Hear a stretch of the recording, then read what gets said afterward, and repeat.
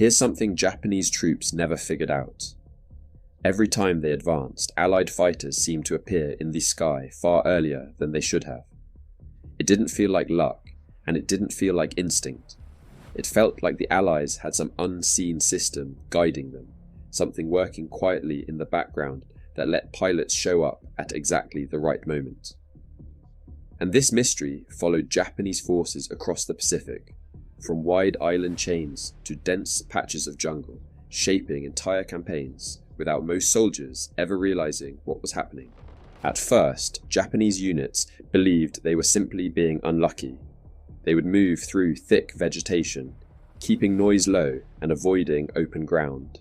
Yet Allied aircraft somehow arrived ahead of them, circling the area before the troops even reached their planned positions. The jungle canopy was supposed to be one of their biggest advantages. It hid movement, broke up formations, and made spotting from the air incredibly difficult.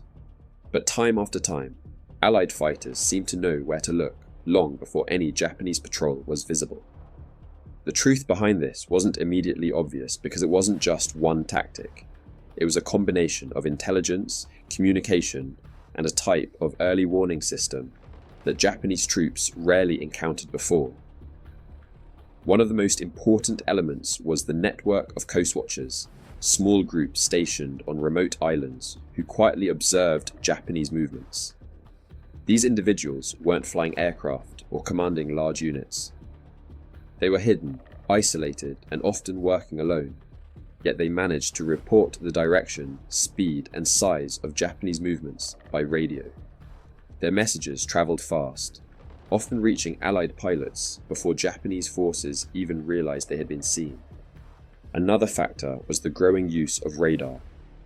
While early radar stations didn't cover every part of the Pacific, the locations where they did exist gave the Allies a huge advantage. These stations could detect ships, aircraft, and sometimes even large troop movements inland. For pilots in the air, radar guidance meant they weren't simply patrolling randomly. They were being sent to specific areas where movement had already been detected, to Japanese troops who often lacked reliable, long-range communication. This seemed impossible. They had no sense of how quickly information could move through Allied networks. Radio intercepts also played a quiet but powerful role. Allied intelligence units listened to Japanese transmissions, picking up small details that revealed movements, plans, or changes in direction. Even coded messages could offer clues simply based on timing and patterns. Combined with coast watchers and radar, these intercepts allowed Allied commanders to anticipate where Japanese forces were heading and direct fighters to those areas before the troops arrived. Terrain worked against the Japanese as well. Although the jungle hid movement from direct view, it also slowed progress. Paths were narrow, routes were predictable, and the same trails were often used repeatedly. Allied forces learned these patterns quickly. Fighters didn't need to see the troops themselves. They only needed to know which routes were likely to be used. Flying over those areas at the right time created the illusion that the Allies were reading Japanese movements perfectly. Allied pilots also understood how to spot subtle disturbances in the landscape. A broken treetop, a section of disturbed earth, or a faint smoke trail could reveal activity on the ground. These small signs, combined with pre-existing intelligence, helped pilots narrow down search areas.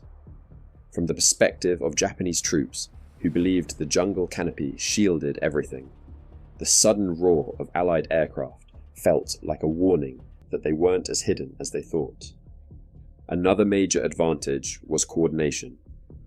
Allied forces communicated across sea, air, and land with a level of speed the Japanese rarely matched.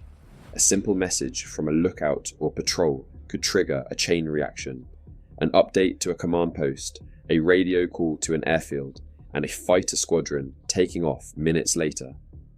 By the time Japanese units reached their next position, Allied aircraft were already overhead. It wasn't magic, it was efficiency. As the war progressed, this pattern only intensified. Coast watchers grew more skilled. Radar networks expanded. The Allies improved their ability to move information across large distances using portable radios, aircraft relay systems, and coordinated intelligence centers. To Japanese troops, the feeling never went away. Allied fighters always arrived first. The truth was that Allied forces weren't seeing everything. They were anticipating it. In the end, the reason Japanese troops couldn't understand how Allied fighters always found them came down to this. The battlefield wasn't just physical, it was informational. While the jungle, the terrain, and the distances seemed to favor concealment, the Allies built a system that worked around all of it. A system of watchers, radios, radar, and intelligence that made the sky feel smaller than it looked. And for the soldiers on the ground, that advantage shaped every step they took.